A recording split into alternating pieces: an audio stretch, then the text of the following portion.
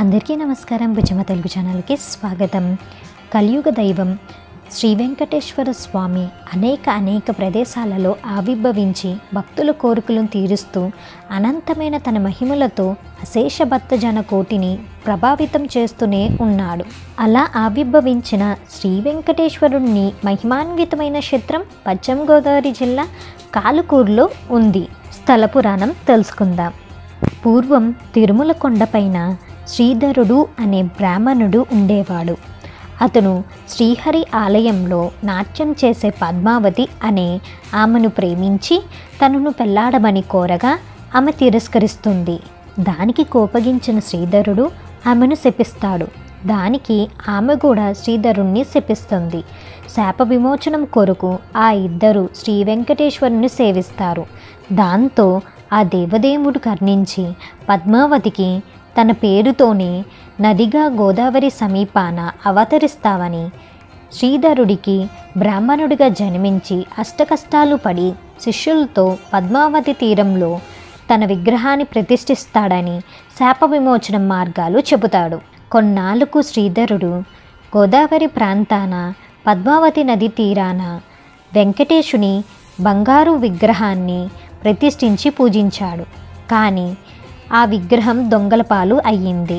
అప్పుడు శ్రీ వెంకటేశ్వరుడు శ్రీధరుడికి కల్లో కనిపించి నదికి పశ్చిమాన ఉన్న అశ్వత్థ వృక్షంలో శిలారూపంలో ఉన్నానని చెప్పగా శ్రీధరుడు ఆ విగ్రహాన్ని తెచ్చి నదికి తూర్పు దిక్కున ప్రతిష్ఠించి పూజించాడు.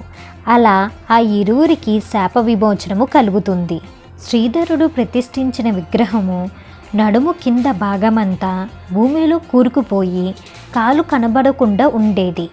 అందువలన ఈ క్షేత్రానికి కాలుకూరు అనే పేరు స్థిరపడిపోయింది. గతంలో మొగల్తూర్ ప్రాంతాన్ని పాలించిన కలిదిండి రంగరాజు ప్రస్తుతం ఉన్న ఈ ఆలయ నిర్వహణ కొరకు 83 ఎకరాల భూమిని దానం చేశాడు. పచ్చని పంట పొలాల మధ్య ఉన్న గ్రామంలో కొలువై ఉండటం ఈ క్షేత్రానికి ఒక ప్రత్యేకత.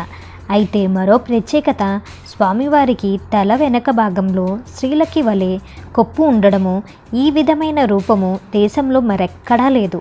అదేవిధంగా స్వామివారి హృదయంలో లక్ష్మీదేవి రూపం కనిపిస్తుంది.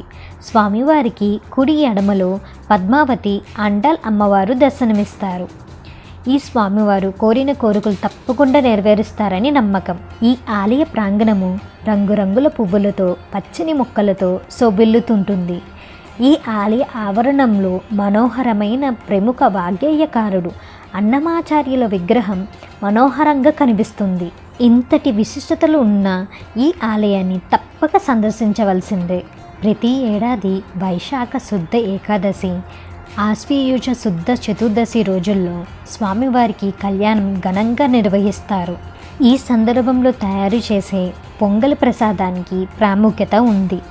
దానిని తింటే సంతానం లేని వారికి సంతానం కలుగుతుందని భక్తుల నమ్మకం.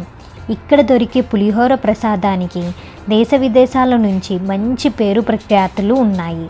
కొంతమంది భక్తులు ఈ పులిహోర పోపు తయారు చేయించుకొని విదేశాలకు కూడా తీసుకెళ్తూ ఉంటారు.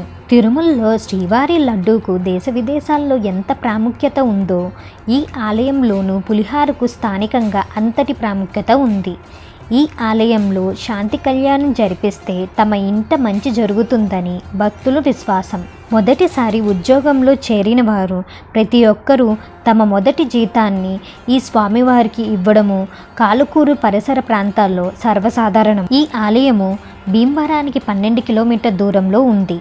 విజయవాడ నుండి కలిదిండి మీదుగా పశ్చిమ గోదావరిలోకి ప్రవేశించగానే ఏలూరుపాడు, జువ్వలపాలెం గ్రామాలు దాటాక ఈ క్షేత్రము కనిపిస్తుంది. భీమవరం నుండి ఈ క్షేత్రానికి ప్రతి అరగంటకు ఆర్టీసీ బస్సులు ఉంటాయి. రైలు మార్గం ద్వారా అయితే ముందుగా భీమవరం చేరుకుని అక్కడి నుంచి బస్ ద్వారా ఈ దేవాలయానికి చేరుకోవచ్చు. మీకు కనుక ఈ వీడియో నచ్చినట్లయితే లైక్ చేసి షేర్ చేసి సబ్స్క్రైబ్ చేసుకోండి. షేర్ చేయటం వల్ల ఈ ఆలయం గురించి చాలామందికి తెలుస్తుందండి. మరొక మంచి వీడియోతో మీ ముందుంటాను. అప్పటి వరకు సెలవు.